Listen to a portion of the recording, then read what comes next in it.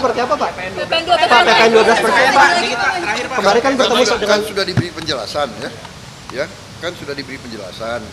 PPN adalah undang-undang ya kita akan laksanakan, tapi selektif, hanya untuk barang mewah. Untuk rakyat yang lain kita tetap lindungi.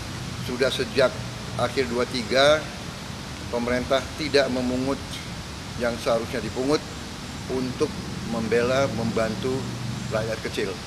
Ya, jadi kalaupun naik itu hanya untuk barang mewah. Ya. Berarti barang-barangnya minggu depan ya, Pak ya? 12% akan dikenakan hanya kepada barang-barang mewah. Jadi secara selektif. Kemudian yang kedua, barang-barang pokok dan berkaitan dengan pelayanan dan lain-lain yang langsung menyentuh kepada masyarakat masih tetap akan diberlakukan pajak yang sekarang yaitu 11%. Akan tetap mengikuti undang-undang bahwa PPN akan tetap berjalan sesuai jadwal waktu amanat di undang-undang yaitu 1 Januari 2025. Tetapi kemudian akan diterapkan secara selektif kepada beberapa komoditas baik itu barang dalam negeri maupun impor yang berkaitan dengan barang mewah.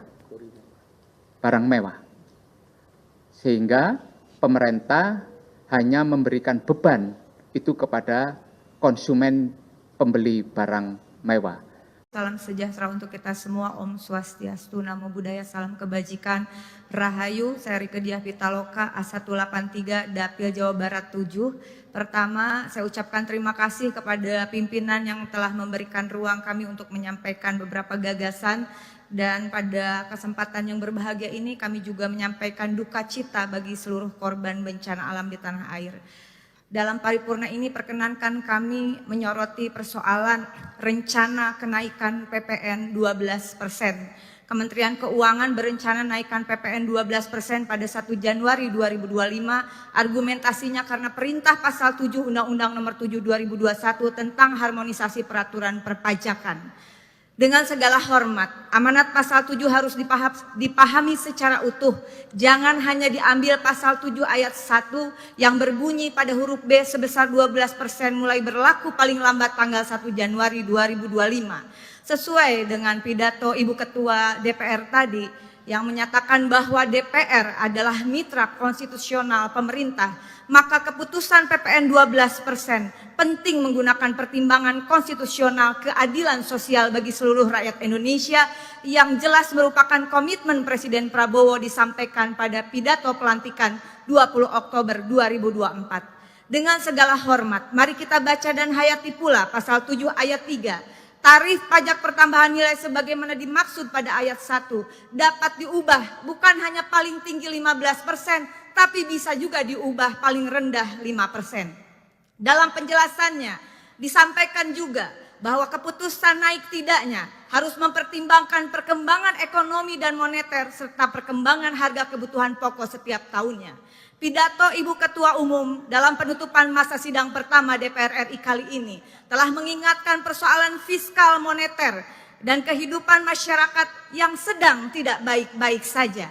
Terjadi PHK massal, dan kemudian juga deflasi selama kurang lebih 5 bulan berturut-turut yang harus diwaspadai berdampak pada krisis ekonomi serta adanya kenaikan harga kebutuhan pokok. Sementara pertimbangan untuk dana pembangunan, saya sangat berharap pembangunan infrastruktur wajib dengan skala prioritas yang memengaruhi hajat hidup orang banyak. Inovasi dan kreativitas mencari sumber anggaran negara yang tidak membebani pajak rakyat dan membahayakan keselamatan negara. Termasuk tadi juga disampaikan Ibu Ketua DPR, segera menghimpun dan mengkalkulasikan dana-dana kasus-kasus korupsi wajib dikembalikan ke kas negara.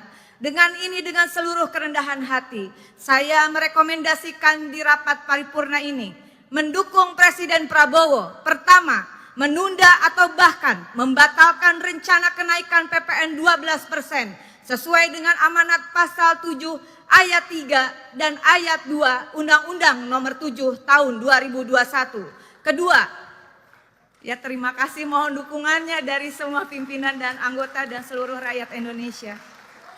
Kedua, mendukung Presiden Prabowo menerapkan dengan tegas self-assessment monitoring system dalam tata kelola perpajakan. Pajak selain menjadi pendapatan utama negara, juga bisa menjadi instrumen pemberantasan korupsi sekaligus strategi dalam melunasi semua utang negara.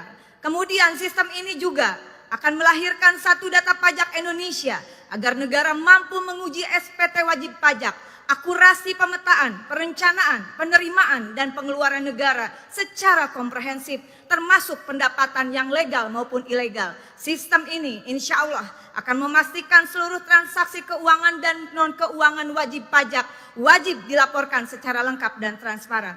Terakhir, mohon dukungannya sekali lagi dari Ibu Ketua DPR, Wakil Ketua DPR, dan seluruh anggota DPR RI, seluruh anggota DPRD di seluruh Indonesia, mahasiswa yang ada di belakang dan rekan-rekan media. Kita beri dukungan penuh kepada Presiden Prabowo. Kita semua dan seluruh rakyat Indonesia, saya yakin menunggu kado tahun baru 2025 dari Presiden Prabowo, batalkan rencana kenaikan PPN 12%. Terima kasih.